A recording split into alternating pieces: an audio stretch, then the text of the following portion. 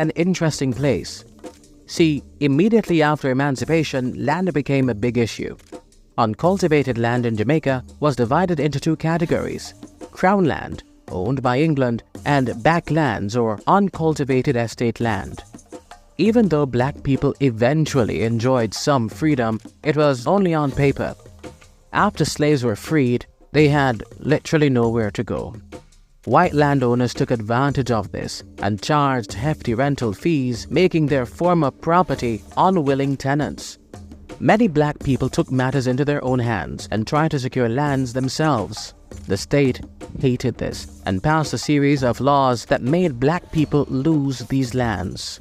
One of the government's most effective tools in the fight against black land ownership was taxation. The state introduced a raft of tax policies that were, well, ridiculous. When black people protested the unfair taxes, they were labeled squatters with a love of uncivilized ease, far too lazy for work. For those who could afford land and animal taxes cut away at already meager resources. But the government didn't stop there. By the 1850s, toll roads were commissioned near black-owned properties in an effort to drive them off. In 1859, residents in Westmoreland had enough. Persons, including men disguised as women, took to the streets to protest the taxes that were preventing them from earning an honest living. That event became known as the 1859 Toll Riots of Jamaica. But nothing changed.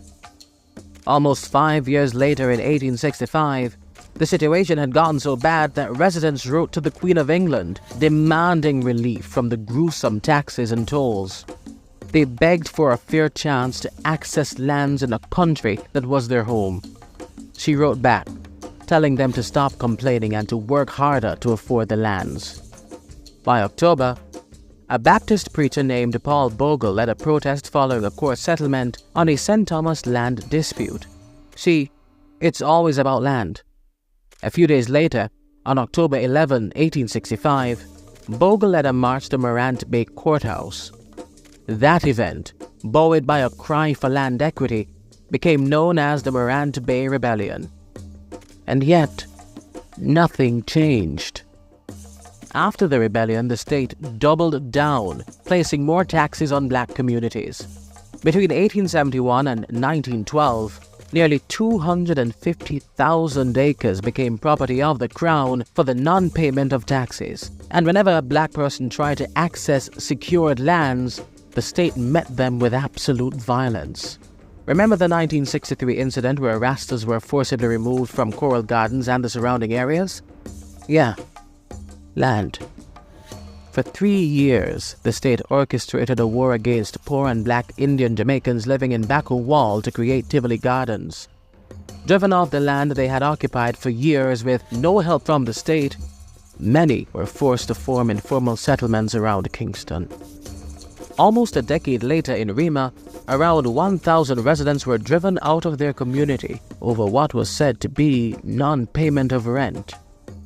Large lands in Jamaica, towns even, can be traced to plantation owners in the 17th, 18th, and 19th century. This anti-black history of land rights and land access is why Bob Marley faced hostility when he lived on Hope Road in the 70s, and why Usain Bolt faced discrimination as a black resident in an upper-class neighborhood in Kingston and St. Andrew. Recently, the government has promised to put legislation in place to provide titles for persons who have been living and working on pieces of land for years. With the rising rental costs and increasing barriers to home ownership in Kingston and St. Andrew, the initiative just may help younger generations get a shot at owning a place of their own. Our black ancestors fought hard to try and secure lands, but Jamaica's colonial government did not allow them to.